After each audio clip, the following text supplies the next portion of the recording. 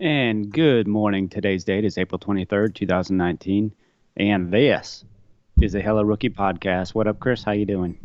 Good, man. Feeling really Good, good. How good. you feeling today? Not bad at all. Actually, I'd like to start this off by playing a quick audio clip, if you would. Can you hear that? Trainer right next to me is saying it. You may hear him. Down goes Frazier. Down goes Frazier. Down goes Frazier. The heavyweight champion is taking the mandatory 8 count, and Foreman is All in right. poison. Turn it up a little. That'd be great. Could you hear it? Yeah, it was extremely loud. And I also got the point. Thank you. Soak it in. Uh, It's your first and last. okay. There's no doubt So about that.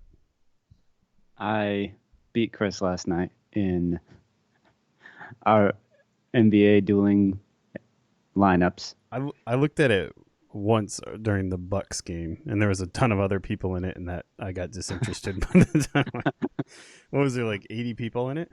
I'm uninterested. There's too many people. Well, you have to scroll. That we're gonna have to do What heads else? up and. You got to scroll. We got to do heads up. What else? I mean, we don't want to talk about why I actually lost. Let's finish Actually, talking. I have no clue why. I didn't look. Um, We don't want to talk about the reality. let's, Reference my article from yesterday, ladies and gentlemen. Specifically, go to the summary section where I wrote what Chris's reaction to me winning today would be. I haven't said anything about you winning. I didn't even. I I believe it. Congratulations. That's all I said. Good for you. Okay. I hope you That's feel all you really, said. really good about yourself. Now there. Oh, yeah. Get the dagger out. Okay. All right. Well, Anyways. let's see if you can repeat that performance ever again, and then Oh, we'll go from there. yes. So gracious in defeat. Anyways, I'll So continue gracious to. in victory. I haven't said a word. I didn't say a word. You come Okay. on here with your Frazier bullshit. You're like a child. All right. All right. All right. Anyways, I'll gloat throughout the rest of the show, and we'll recap once we get to that section. But for starters, let's get straight into tonight's slate. We have a couple more games, or one more game. I guess we have what? No, we have two more games. So we have four games on the slate tonight, right? Yes.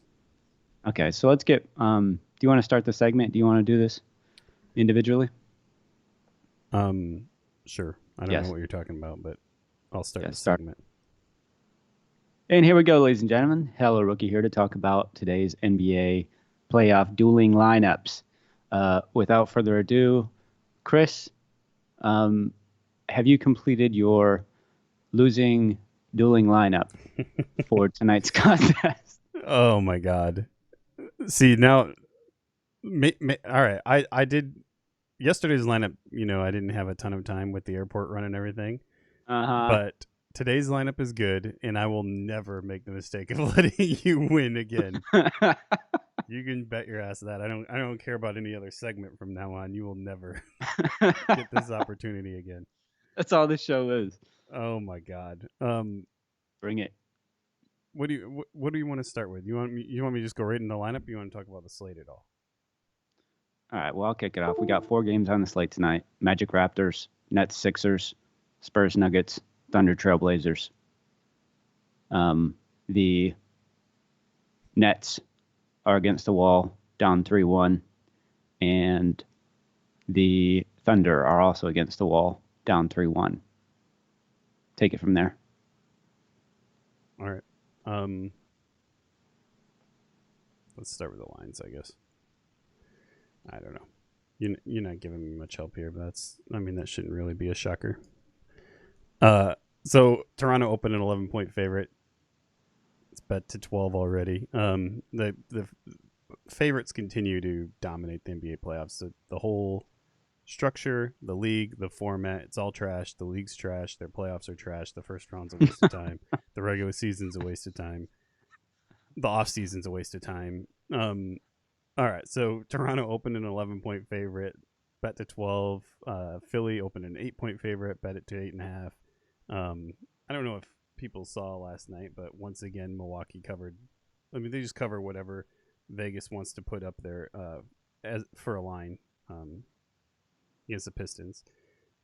Denver opened 5.5. It's still at 5.5. That's the one series where the road team, that's the one series that's actually a series. And then Portland opened up a 3.5 point favorite. They're up to 4. And I mean, you can look at the amount of money that's on the favorites here. You've got 86% in the Portland game, 66% in the Denver game, 85% in Philly, and 73% in the Toronto game, and they'll probably all cover again. Favorites are a lock in these NBA playoffs. The complete opposite of the NHL playoffs. But okay, DraftKings lineup. I don't even know. Let's take a look. So that's a tournament version here. This will be the lineup that Joe will get smashed by tonight. All right, so I've got CJ McCollum at point guard, Karis LeVert. I mean, yeah. Again, this is a cash game lineup. I would not be playing LeVert in a tournament structure, even though he's like the one guy in these playoffs that are that is consistent hitting value. His ownership will be well over 40% tonight. It's probably the same with Craig. Moved in the starting lineup, instantly got almost 40 minutes, and obviously went way over value.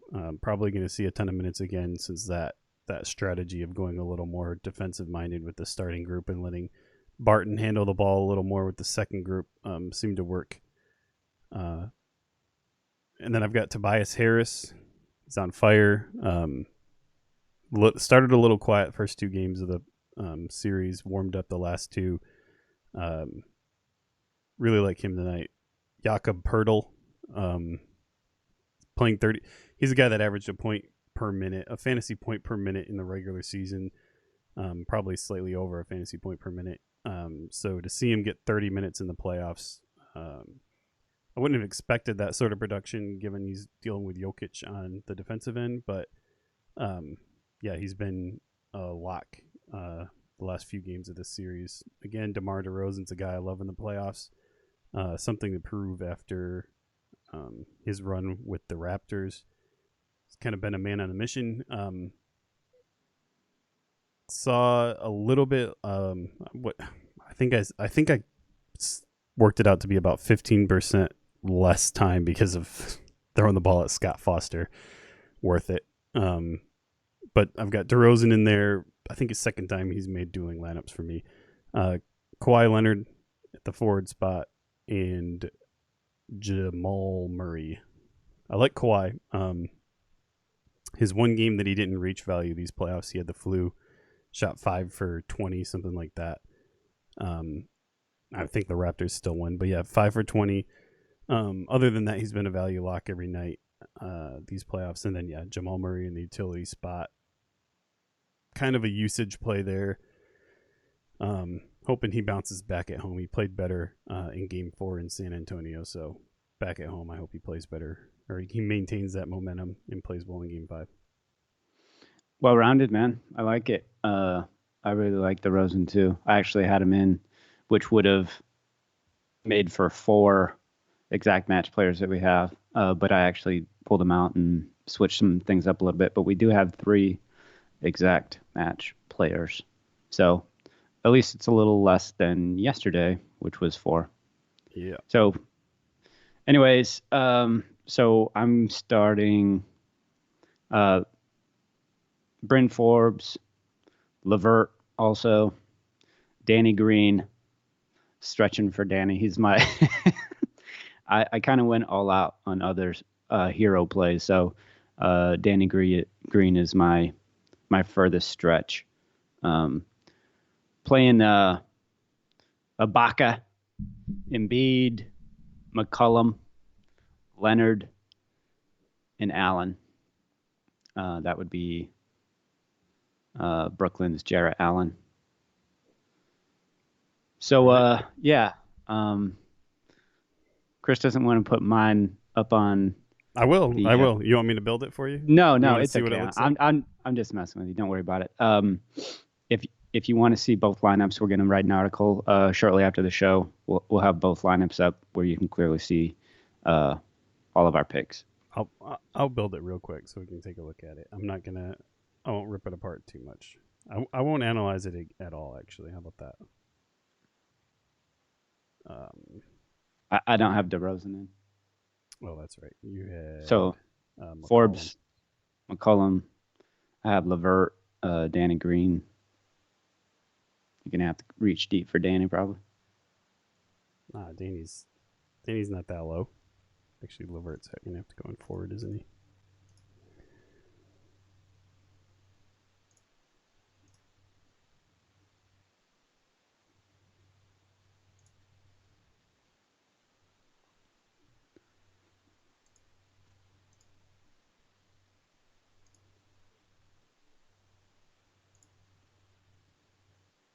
Who'd you have at power forward? Oh God, search. There it is. There it is. The dream team. I like that you used all your salary today. I'll give you props on that. Thank you. All right, there it is, folks. Yep. Actually, in the article also, we're gonna have a little we'll have a little link in there where you can click on to compete against us. I think maybe we should do something once we actually get some viewerships.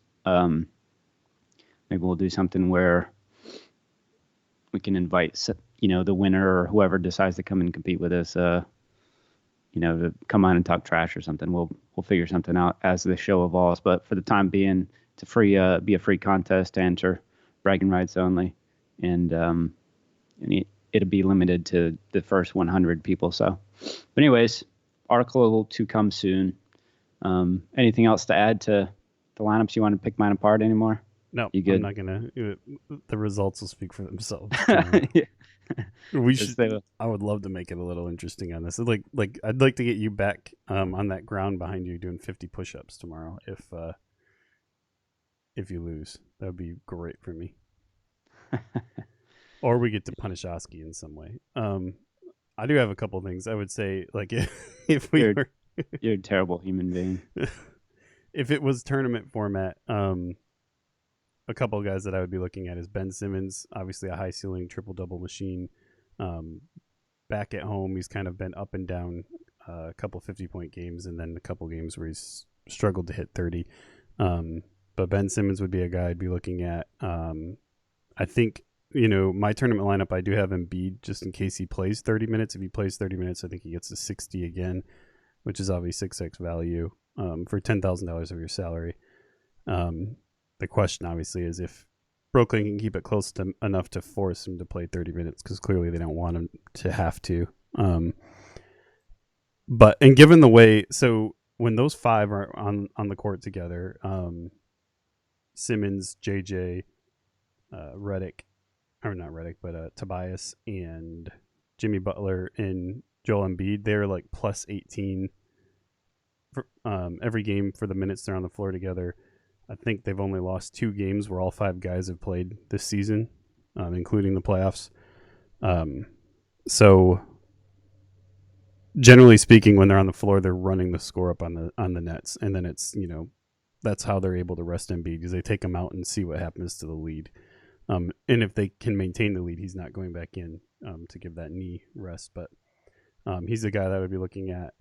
Siakam has 50-point upside for his $7,500 salary. He's another guy that's a nice playing tournament format. Again, Levert will not be.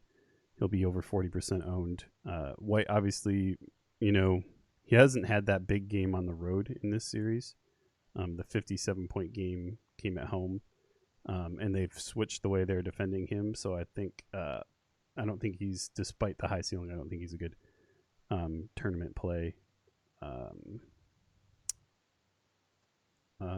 Schroeder is a guy that I would consider. 31. He obviously is averaging that over the last 2 games, so a little bit of consistency there with a 7x plus ceiling that he flashed in game 3. Other tournament guys, let's see. I know there's a couple cheap ones. Joe Harris is a guy. Okay, so Joe Harris, arguably the best 3-point shooter in the league.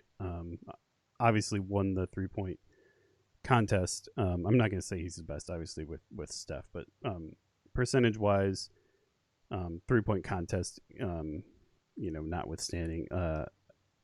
Just looking at his game log coming in, he was averaging 3.5 threes per game over the 10 games coming into the playoffs.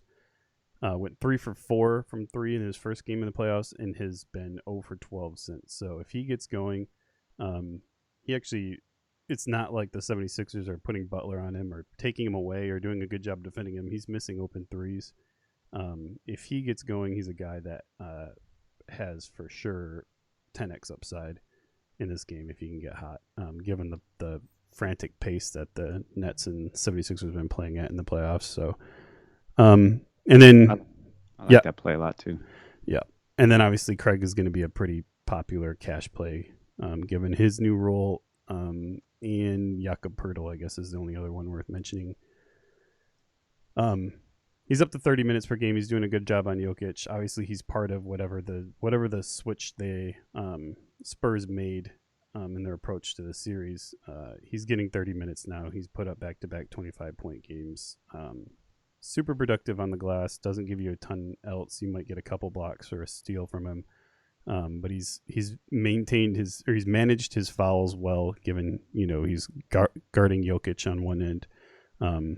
Not getting a ton of opportunities on offense, mostly screen and roll type stuff. But he's hit 5x value in 3 straight games with 2 straight 6x value games there. So a little bit of a tournament preview there.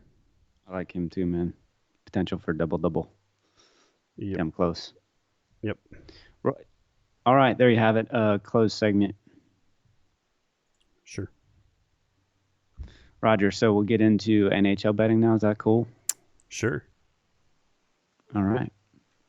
Open sesame. And we're back. Heather Rookie here to talk about NHL betting.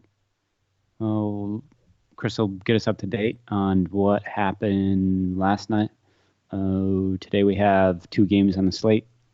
Maple Leafs at Bruins and Golden Knights at Sharks. The Maple Leafs Bruins series is tied at 3-3, and Golden Knights Sharks series is tied at 3-3. Yeah, so last night we went 2 for 2. Carolina beat Washington, and Dallas closed out Nashville.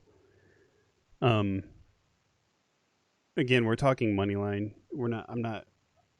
I personally haven't, laid a spread in an NHL game in a while. But okay, so just looking at money line, for tonight, I guess to recap last night, we took minus 120 on the Hurricanes and minus 130 on Dallas. I think both those lines moved even further away by the time the puck dropped, but tonight, Toronto, Boston, start with that. These are the 2 premier series in the NHL playoffs. Like we thought they were coming in, and they both are ending in a Game 7. So huge hockey night.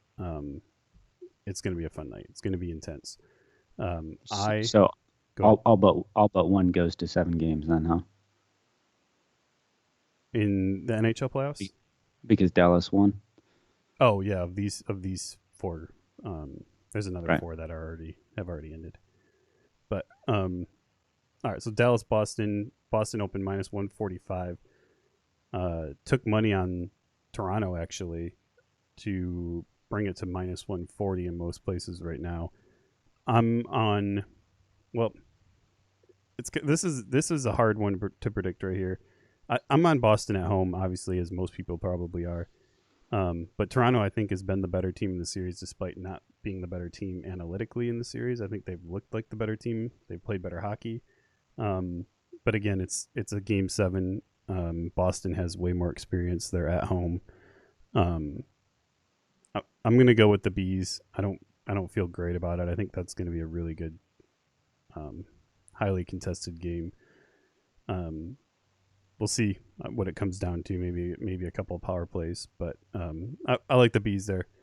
The big one for me is Vegas at San Jose. I think Vegas bounces back and closes this one out on the road. And you're seeing the majority of the money coming on San Jose right now. It's one thing for Martin Jones to turn his play around in games 5 and 6. Obviously, he had almost a historic Game 6. I don't think it was a great 60 shots that he faced, but To go from the dude he was, where anything they threw at the net was going in for the first 4 games, to who he was in Game 6 is pretty crazy. It's a totally different thing to do it in Game 7 though, so I don't think he holds up in Game 7. I think Vegas gets a early goal, maybe a couple early goals, and holds on to win in San Jose tonight. You're getting minus 105 on that one, so a pretty nice money line number. So yeah, I'm on the Bees in Vegas tonight. I concur. Yep. Anything to add to NHL watch talk? it. Don't watch the crap NBA's throwing out. I would watch those 2 games, and you'll be blown away. The atmosphere is going to be nuts, particularly in Boston. And then I think it's just fun to watch Vegas play. The Mark Stone line is phenomenal, but watch the early game for sure. 7:00 Eastern. Yep. Yeah. See, 7:00 Eastern. It's done by 9. You can go to bed on time. What kind of scotch do you got on deck to drink? I don't know, man. I'm single dad for the week, so I might take it easy tonight. Probably have a beer with dinner, and that's it. I'm not gonna hit the scotch. Yeah, got to be ready for any emergencies that break out.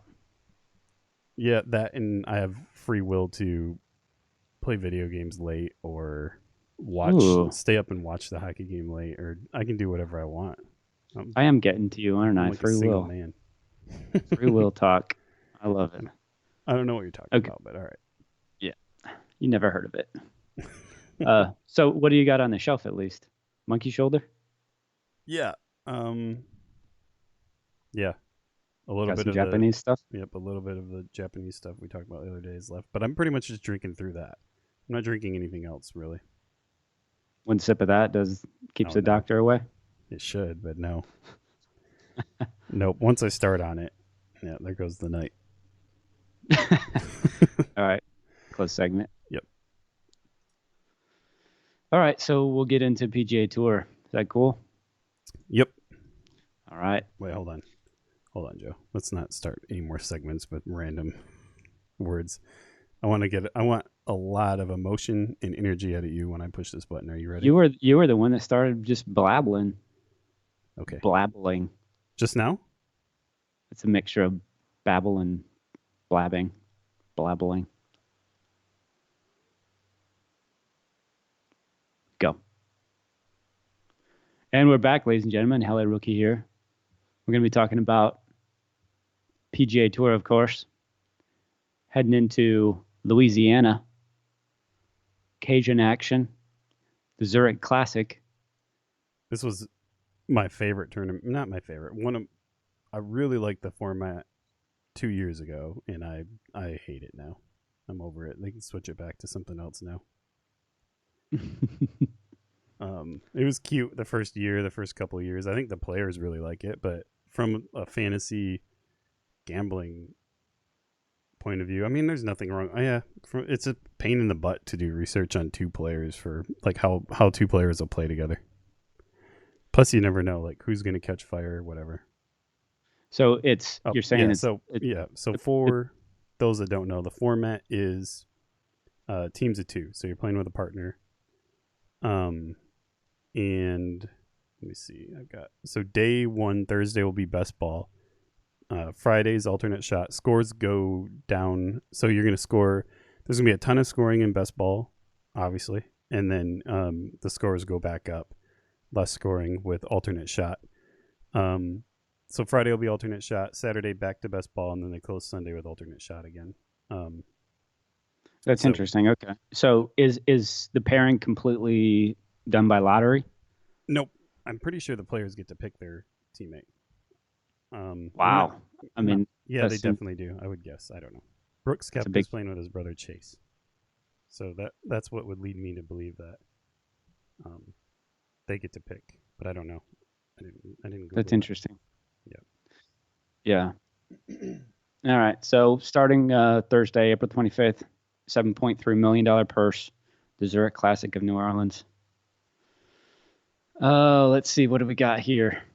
Do you have lines up, or you want to talk about putting together a lineup?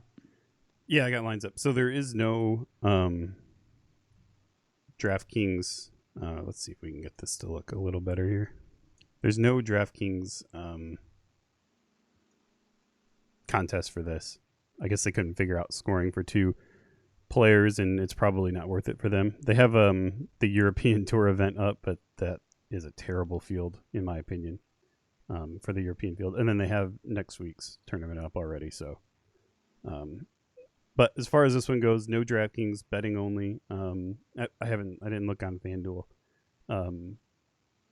I was mostly just researching this in terms of like trying to figure out what teams I thought would play well. If you want to pull up FanDuel, Joe, and let me know. I don't know if you can or not, but if they have contests for this, I think it would be cool to play fantasy with this format. I just don't know. It doesn't appear that the DFS platforms have any interest in it. All right, so favorites are Jason Day, Adam Scott. I would say that's fair. Sergio Garcia and Tommy Fleetwood right behind them. I'd say that's fair. That being said, 600 plus 6, so 6 to 1 and 7.5 to 1 are terrible golf odds. You'll go broke betting those.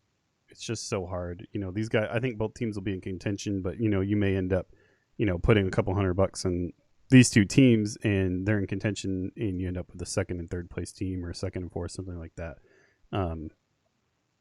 It's so hard to pick a winner in golf. So, getting 6 to 1, 7.5 to 1 is hardly worth betting, but very fair with both those. I think both those teams will do really well. Obviously, the one weak point there is Adam Scott's putting, but Jason Day's form is phenomenal. Adam Scott's, anything outside of putting is great. Fleetwood's form is not what it was last year.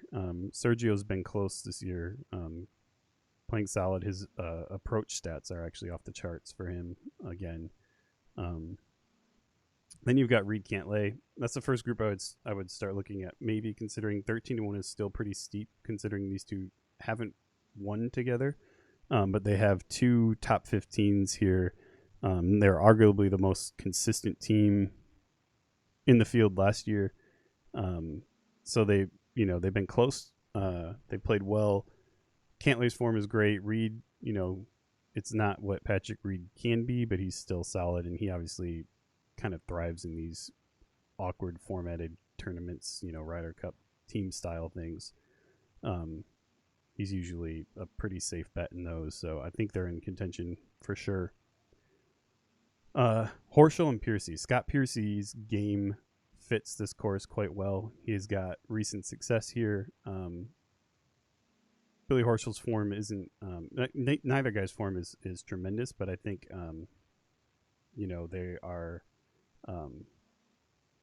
they fit this course well, and obviously they're the defending champions here, so always worth a look. And I believe they were in contention, so it's kind of one of those things where defending champs last year, when you look at the stats that matter most to the course, again this year both guys are right there. I think Piercy, the most important stat here this week is greens in regulation, and Piercy I think is top 20 still in that. So and then there's a group here that I really don't like. You've got Finau playing with Stanley. Kyle Stanley's form is terrible. Both guys kind of do the same thing. They crush it off the tee. You really want, if you're going to have a guy that crushes it off the tee, you want someone to go with him that does something else well, like even if it's not approach or shots gained or strokes gained around the green, even if it's just putting. You want something to go with the guy that mashes, and they don't have that. They both, Kyle Stanley's a poor man's version of Tony Finau, I guess you could say. Stenson McDowell, same thing. Both guys are really good at similar things around the green. Stenson's, top 10 in approach shots once again. McDowell's a phenomenal putter. I think they'll be a good team this week. I think they'll be in contention. McDowell won less than a month ago, so his form is good. But I don't think their skill sets blend well enough to win here. Oosthuizen, great form, loves the course, always in contention here. Both each of the last 2 years he's been in contention. These two played really well here last year. Schwartzel's form is miserable right now. I think he's missed like 6 of his last 8 cuts, something like that. He's got a withdrawal in there. He has been terrible. His stats are terrible. He's over 100 in just about every stat you could look at. And then Brooks and Chase competed here last year. Chase is he's actually a decent golfer. He went to, obviously he's a decent golfer. He's Brooks' brother. They lived in Jupiter. He went to USF. I believe he golfed on the web.com. Then he went to he's been in the European Golf Tour the last couple of years. May have played this tournament. He played this tournament last year, maybe the year before too. I don't know. But he hasn't played on the PGA Tour since the last time he was in this tournament. So it's a stretch to think that Chase is going to play well enough to let Brooks. I mean, you got to get into the mid minus 20 scores to compete here, and obviously he can't. Brooks can't do that by himself, so Chase is going to have to hit some shots if they're going to compete. But then you get to Kisner Brown. They lost in a playoff here in 2017. They were the leaders through 54 holes here in 2018. Play really well together. Both guys are in good form coming in. Games that fit the course, obviously, given their recent success here. So plus 3,400, that's a nice price on a team that has that kind of track record here where they've led more holes than anybody else in the tournament. And then I have a sneaky pair here with Vegas Answer. Venezuelan and a Mexican playing together. Both guys really, really good off the tee. Answer's a tremendous putter. Vegas has been hot. He's got a couple recent top tens. Answer was top 10 last week. So both guys have really good form. Not a ton of success on this course, but I really like the form and the way that they're, I guess the two games go together, and the fact that they're, I think they're going to have a good week. And then Blick Smith is a team that won here in 2017. Both guys are playing considerably better than when they won here 2 years ago. Cameron Smith, obviously, his career trajectory has gone way, way up. And then Jonas Blick's recent form is much better than it was back then. He's got, if you look at his recent results, he's got 5 or 6 top 40s in the past couple months. So he's golfed pretty well recently. To, I guess, give you an idea that maybe they could compete here again this year. And then if you're looking for a DARP sleeper, I like Champ Burns.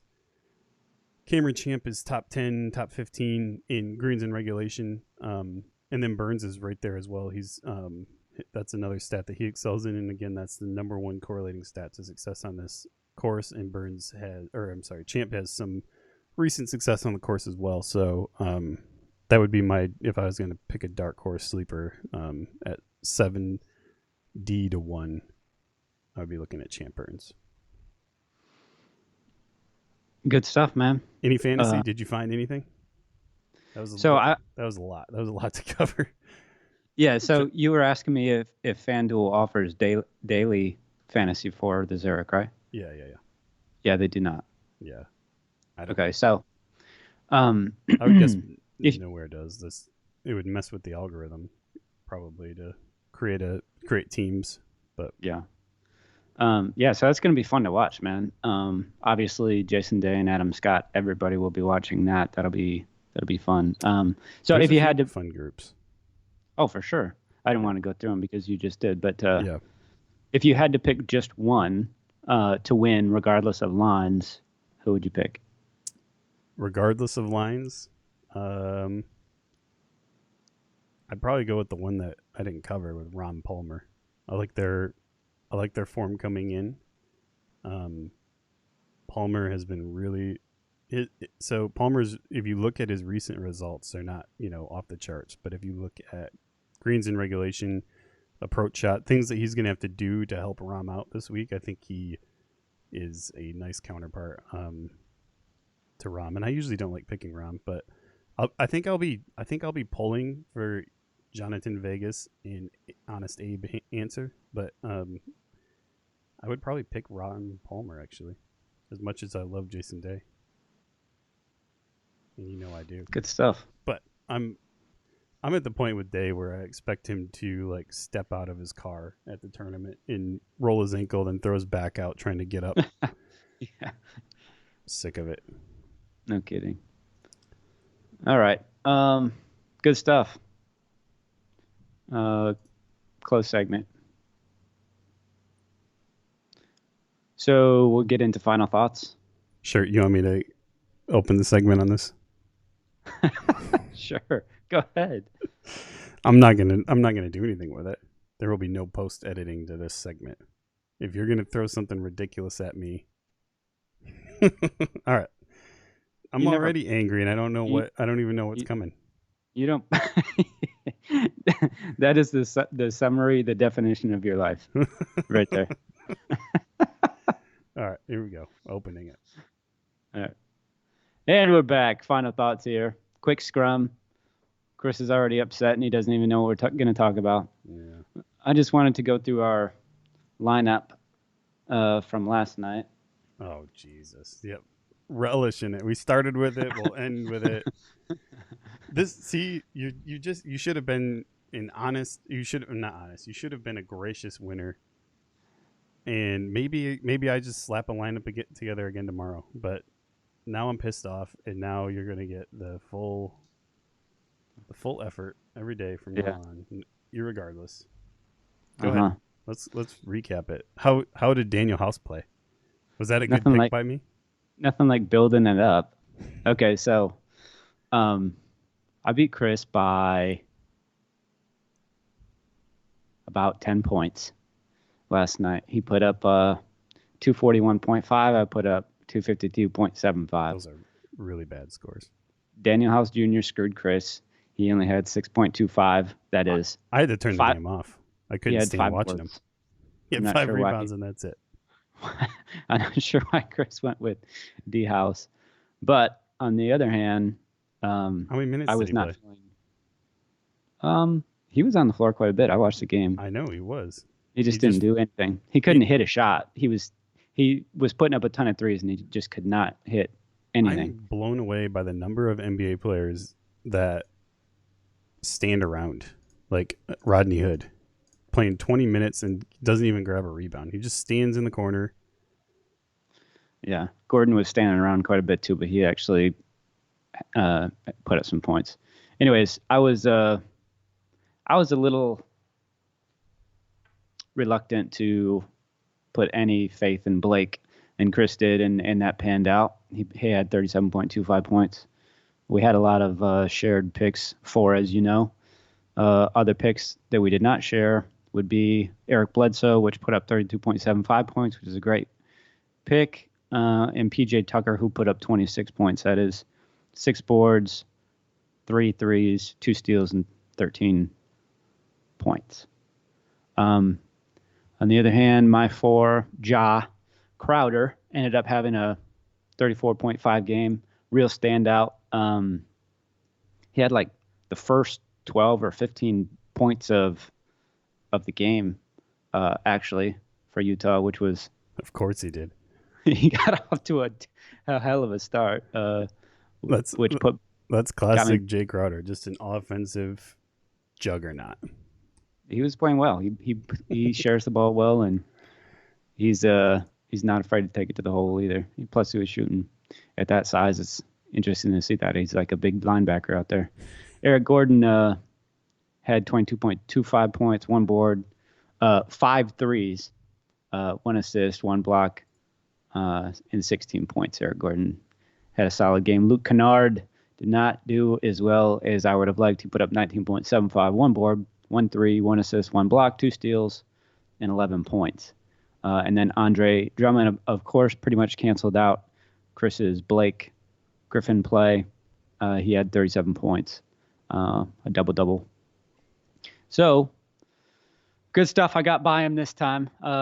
In terms of points, if we were to break down by points, Chris is still up on me because he beat me bad in game 1. But this is going to be newsflash. We may have 3 similar players tonight. It's going to be a triple-digit win. It's going to be the first triple-digit win of the Hella Rookie Dueling Lineup series. You're in a whole lot of trouble tonight. As it stands, the series 1-1, and I look to go 2-1 after tonight. So look forward to games to tonight's slate. Anything else, Chris? Watch the hockey. You sorry sack. Watch hockey. NHL tonight.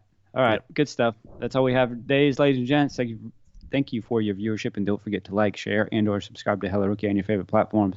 Also, visit HelloRookie.com for all the latest daily fantasy and sports betting reviews, promotions, strategies, and lineups. Peace.